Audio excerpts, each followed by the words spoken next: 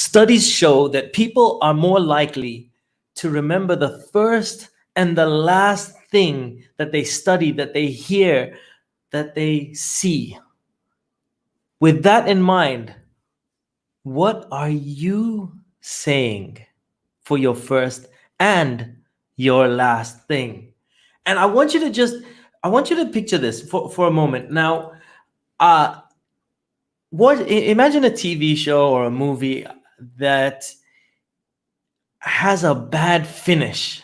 Like it may have been entertaining throughout the whole thing, but then that last thing that you see, it can really upset you if it doesn't end well. And I want to just tell you, like, when I watched the TV show Lost, okay, I spent months watching that TV show.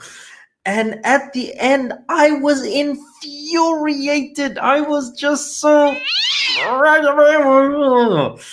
I got so mad. I was so upset. I was just saying, you know what? I wasted my life. I was not a happy camper. I was not a happy camper. And and that was just because it was a bad finish and a bad ending. It may have been entertaining throughout, but a bad end can actually upset people. And so today we are going to be talking about...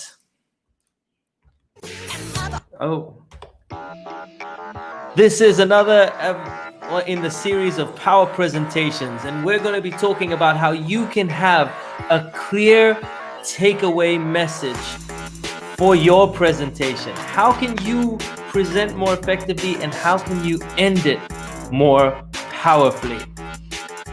And so we're going to be also covering 7 keys to having an effective takeaway message for your presentation. All right, so here's the challenge, right? With no format, they risk having a poor ending to their presentation. So like what will happen is, someone will do a presentation, and then at the end they just sort of say, okay, that's me. So that's my presentation. And that's such a poor finish, especially when we remember that people remember the first and last thing that they hear. So with no format, you can risk having a poor ending to your presentation. And that means a very bad lasting impression. And another thing that people do is when they present is most people, and I've been there myself, have this as their last slide. It's just like a last slide that just says thank you. However, the challenge is that's the slide that is up on the screen the longest. That's the slide that gets the most time, because many people, have questions afterwards, or they leave it there. And we're losing out on an amazing opportunity. We're not creating the big impact. I'm not saying don't thank people. However, we want to thank people before, and we want to utilize the last thing that we say to make a lasting impression. Otherwise, we don't stand out. We're just one of the herd. And when you create a presentation, you want to create... You're speaking to make an impact.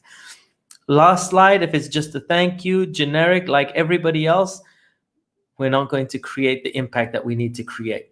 And so it's so important to remember that people are going to judge you on the first and the last thing that they hear.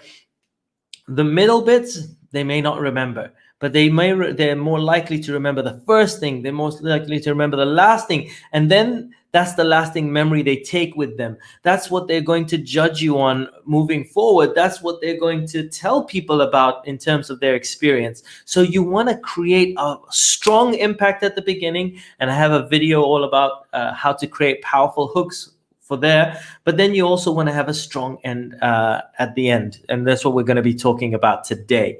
So let's go. And having a strong finish inspires action, gives people a call to action. So you want to create and inspire people to take action. So right now, let's get into it. The 7 ways to add a strong close to your presentation. All right, so let's go. Number one. So number 1 is, I want you to, if you're giving a presentation, I appreciate, we want to have question time. However, what I'd say is you don't have to end with question time. What I'd say is before you finish, just say, okay, Before I finish, I want to just take any questions, and then you take questions, and then you can finish strong, because you want to finish strong. And you remember that people are going to remember the last thing. So even though we want to honor people having questions, we want to save a last story for the end, or the powerful phrase, or a finishing thought. So you want to keep questions a little before your close. So that's number one. Here's number two. And number two is you want to prepare people for a close. How do we prepare people for a close? So we want to let people know that something is coming up. For example, I have my daughter over here, right? If I just go up to her and say, Sarah, okay, let me take the iPad away from you, she'll go crazy. She's just like, she's not prepared. She wants to know. She wants to have a 2-minute warning or whatever it is. But you want to just mentally prepare people that the end is coming. And how do we do that? We can say words like, okay, and so my final thing for today, or and so just before I finish, things like that. The words we say, also our tonality.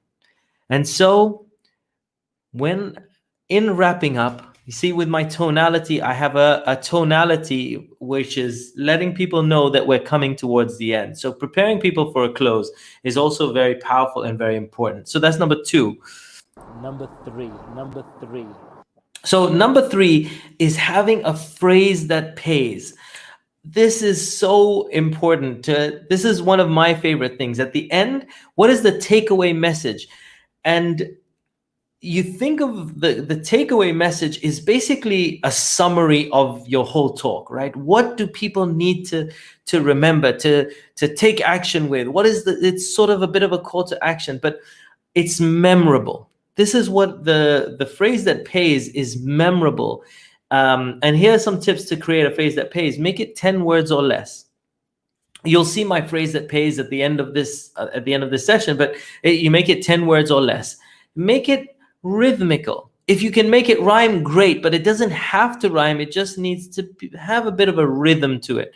And then allow it to summarize what your talk is. What is your takeaway message from the whole talk that you're doing? Okay, so these are the keys to making it powerful. 10 words or less, have it rhythmical, and summarize what you're talking about. So that is number three. Number four.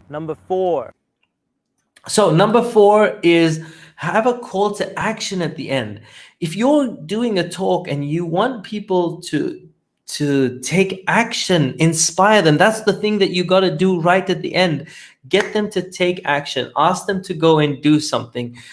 Put something on the slide that tells people to do something or challenges them, etc. So number four is you want to have a call to action. Specify that you want people to do the next thing. What is and when a confused mind says no, but a clear mind says go. So what is the one thing that you could tell people, like one thing to do next?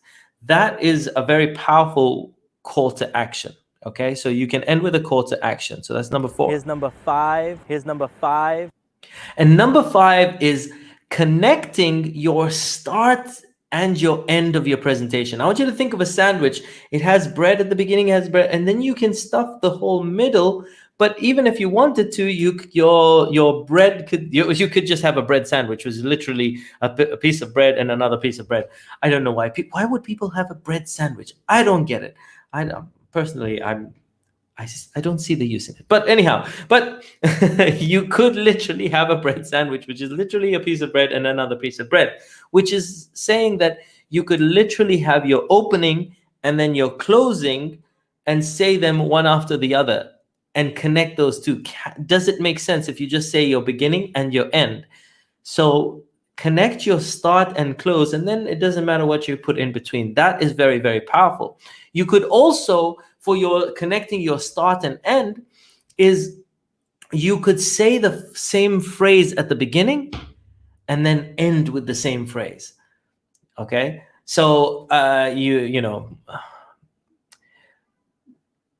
by today, you will be thinking this.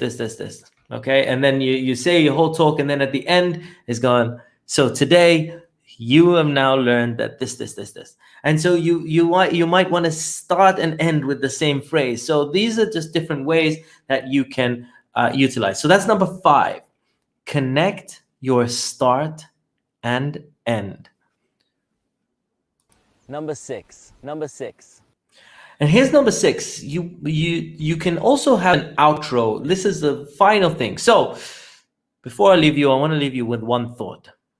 Okay, that's one way of doing it. Or okay, so now that I've taken all your questions, I'm gonna leave you, but I want to just leave you with one final story. My daughter came up to me and So you have a final thought. This is the final thought, the thing that you get people to take away. Or you just go, and before I finish, I want to challenge you. I want to challenge you to make 5 videos this next week. I don't know. For example, you want to challenge people or ask a question. This is so powerful. Have you ever been asking yourself a question, and then you're like, oh, what is the answer to that? What's the answer to that? And then like 3 hours later, you're in the shower and you're like, and then the answer comes to you. A question, when we ask ourselves, can be very, very powerful because our mind will work in the background. So if you want to leave people with a final thought or a final question, it can be very powerful because people can ponder over it for a long time after your talk, and that makes you a lot more memorable. So the outro can be what's your final thing? And that's number 6. Here is number 7. Okay, and finally, number 7. And this is your final visual. This is the thing that you want to do to make it stick. You make your message stick. And like I said, I'm not a fan of a thank you slide. I mean, you definitely want to thank people. However, leaving that as your last slide can be less powerful. So what we want to do is, for your final slide, leave it as your phrase that pays. That's my favorite personally. I don't have, you can have a great looking slide as well, which is awesome, with a call to action on it, or the phrase that pays. I like to just have a phrase that pays right as my last slide. And remember that people are going to remember what they see last. You can have your contact details or the call to action, but you want to make sure that it is impactful, especially if your final slide is going to be on the screen for a longer period of time. So this was about your final visual. And so those are the 7 steps. As you can see, my tonality is coming towards a wrapping up sort of time. And I want to leave you with a final thought of today, with the phrase that pays. And that is, ensure your message stays. End with a phrase that pays. Ensure your message stays. End with the phrase that pays. Thank you guys so much. I want to appreciate all for tuning in. If you have not, please do subscribe to my YouTube channel, youtube.com/Munir. And I will see you on another episode soon. Peace out, one love. Ensure your message stays. End with a phrase that pays.